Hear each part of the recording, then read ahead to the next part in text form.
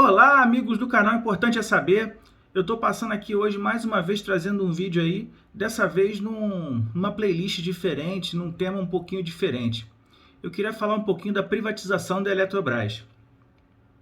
Como todo mundo está acompanhando aí na imprensa, no começo dessa semana, né, o presidente Bolsonaro, após reunião com o presidente da Câmara e do Senado, respectivamente Arthur Lira e Rodrigo Pacheco, encaminhou, né, o projeto de privatização, né, da Eletrobras.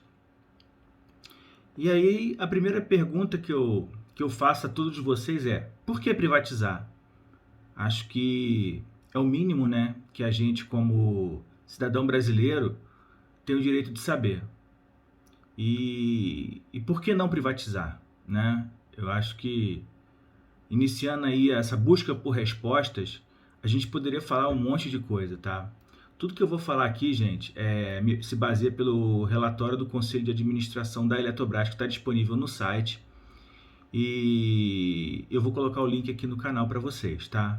Ele refere ao ano de 2019, porque o ano de 2020 ainda não está disponível.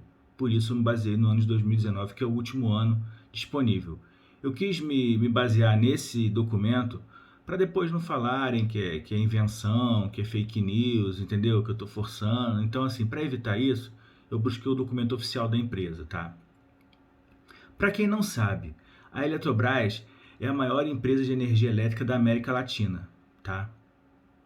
Segundo seu próprio relatório, em 31 de dezembro de 2019, dos 170 gigawatts de energia instalada no Brasil, né, a Eletrobras ela é responsável por 51, ou seja, 30% de toda a energia do Brasil, né, instalada, toda a capacidade instalada no Brasil, 30% é da Eletrobras.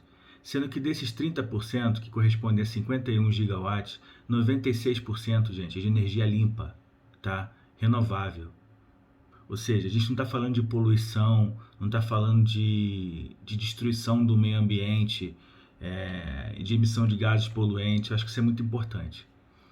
A Eletrobras, além disso tudo, gente, ela tinha, né, até 31 de dezembro de 2019, a participação em 136 sociedades de propósito específico, tá? São empresas criadas para um determinado fim. E ela figurava como acionista, tá? Dessas 136 empresas, 108 são na área de geração de energia, 25 na área de transmissão de energia, 3 na área de serviços e 2 localizadas no exterior. Ou seja, além dela ter um parque próprio, ela tem a participação em muitas empresas, tá? Ou seja, ela mostra que o governo está presente, né, mesmo que indiretamente por meio de seu acionista, né, a Eletrobras como acionista em outros empreendimentos. E aí a gente ouve muito, né, as pessoas falarem: ah, mas dá prejuízo. Gente, eu vou trazer aí os últimos 3 anos, tá? Os resultados financeiros dos últimos 3 anos. Em 2018, a Eletrobras apurou um lucro de 13,2 milhões de reais. Em 2019, foram 10,8 bilhões de reais de lucro. E em 2020, um ano de pandemia, a gente teve, até o fechamento do terceiro trimestre, um lucro de aproximadamente 5 bilhões de reais. Mesmo a gente sabendo que com a pandemia houve uma desaceleração da produção, né, brasileira e uma retração do PIB. E mesmo assim, a empresa apresentou esse lucro. Voltando ainda numa questão também muito importante, gente, a energia no mundo. A gente não pode fazer uma análise, muitas vezes, focando apenas no Brasil. A gente tem que trazer exemplos de outros países, porque é importante a gente ver o alinhamento mundial, tá? E falando nisso, vou trazer alguns exemplos aí de como é tratada a energia elétrica mundo afora, tá? Por exemplo, na África do Sul, houve todo um processo de reestatização, ou seja, a energia voltou para o poder público. Importante. Noruega, 90% da geração e transmissão de energia são estatais. Canadá, mais de 60% da energia gerada e transmitida é estatal. A Rússia e a Índia, nossos parceiros no BRICS, também tem boa parte da energia estatal. A França tem a EDF, que é uma estatal muito forte, né, com uma grande presença na União Europeia e em solo francês. A Coreia do Sul, que é o baluarte hoje do desenvolvimento tecnológico, né, tem a KEPCO, que também é uma estatal sul-coreana. A China, então, nem se fala, né, gente? Ela tem várias estatais de energia, todas muito preparadas e com muita capacidade de geração e transmissão. E aí eu vou continuar nessa análise, eu vou focar um pouco nos Estados Unidos, que infelizmente essa nova elite brasileira aí, que chegou em 2019, fala muito de Estados Unidos, né? Então vamos lá, gente. Os Estados Unidos, ele tem apenas na sua matriz energética 10% dela de fontes renováveis, tá? Sendo que desses 10%, 26% são gerados por energia hidrelétrica. E também nos Estados Unidos, a questão da geração de energia é uma questão estratégica. Tanto é que os dois principais operadores de usinas hidrelétricas dos Estados Unidos são, por incrível que pareça, tá? Vocês podem não acreditar, mas é verdade. Os seus grandes operadores são, em primeiro lugar, o Corpo de Engenheiros do Exército, né? Que funciona nas barragens de John Day, de Dallas e Boinville. E o seu segundo operador é o United States Bureau of Reclamation, uma agência federal também vinculada ao Ministério do Interior.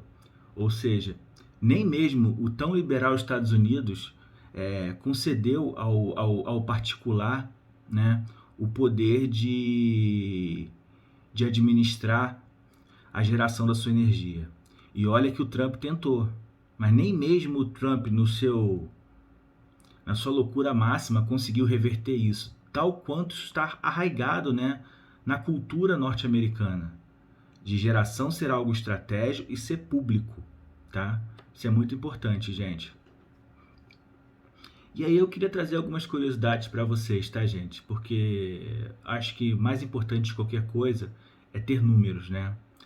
Vocês sabiam que a Eletrobras ela trouxe energia para 15 milhões de brasileiros que não tinham a possibilidade de ter uma luz acesa em suas casas e ligar uma televisão quando ela estabeleceu o programa Luz para Todos? Pois é, gente.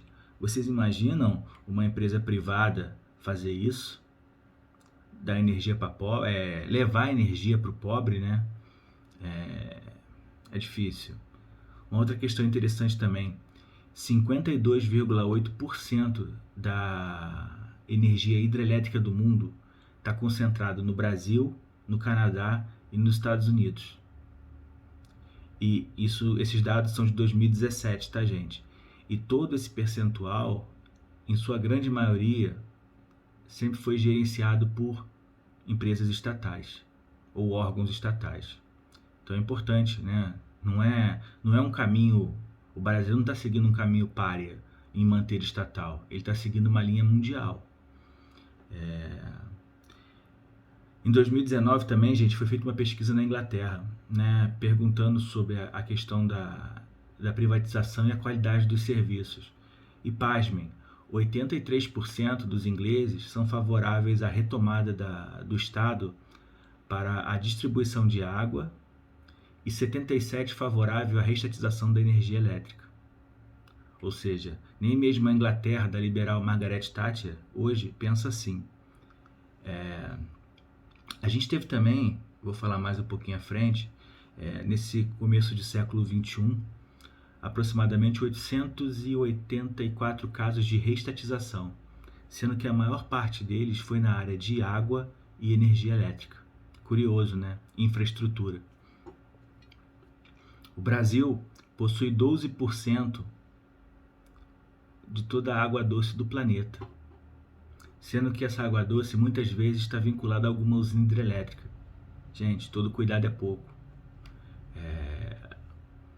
E não só o mundo hoje em dia, ele tem essa questão muito forte da estatal, como ele também tem as suas estatais atuando mundo afora, né?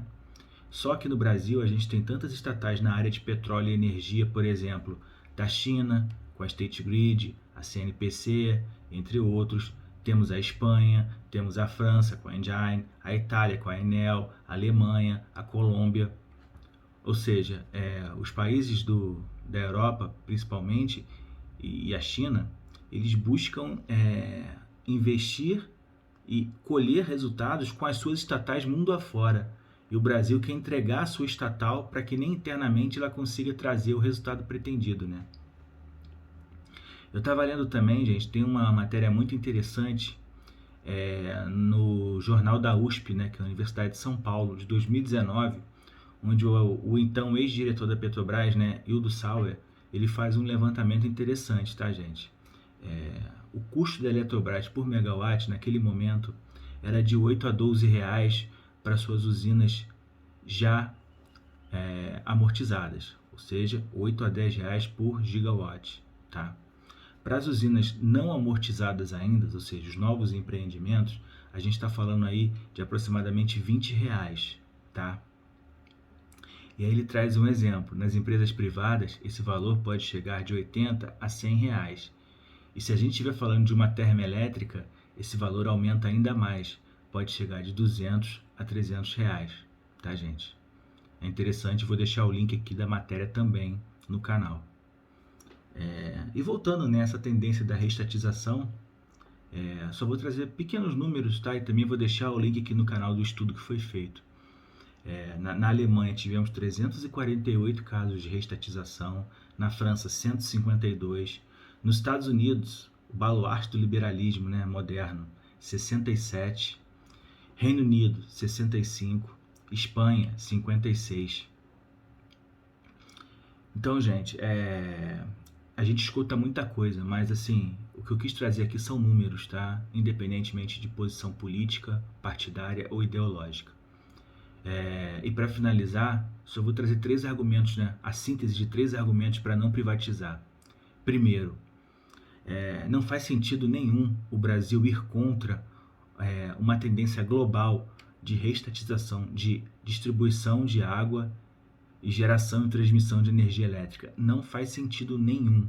São áreas estratégicas num mundo totalmente globalizado e muito competitivo. Então, gente, não é simplesmente entregar, todo cuidado é pouco. A gente vê também muito governo falando que com a privatização ele vai poder utilizar, né, dos seus recursos mais na área de segurança, saúde, educação. Gente, isso é uma grande mentira.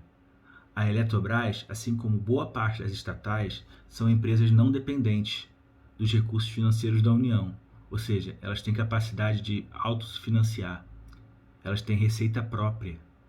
E ao contrário do que o governo diz, muitas vezes elas aportam lucros bilionários para a União. Aí sim, pegar esse dinheiro e investir em saúde, educação, segurança pública e assim por diante. Só para sintetizar isso, de 2018 até o final do terceiro trimestre de 2020, só a Eletrobras gerou de lucro, sendo boa parte desse dinheiro indo para a União, aproximadamente 15 bilhões de reais. Tá, gente? Então vamos pensar um pouquinho, se você conhece algum deputado, algum senador, algum jornalista que tenha uma influência, conversa com ele, passa esse vídeo, passa essas informações. Vamos juntos tentar evitar, né, esse crime que está sendo cometido aí por esse governo e por esse Ministério da Economia aí, que infelizmente está mais preocupado em conceder a amigos privados, né, empreendimentos que dão lucro, porque eles não vendem estatal que dá prejuízo. Não vendem e nunca vão vender, tá? Eles vendem estatais que dão lucro. Assim foi com a BR Distribuidora, assim foi com a Liquigás e assim está sendo com a Eletrobras, tá bom? Então pensa nisso, gente. Eu só queria terminar esse vídeo com uma frase. Eletrobras estatal acima de tudo, Deus acima de todos. Obrigado.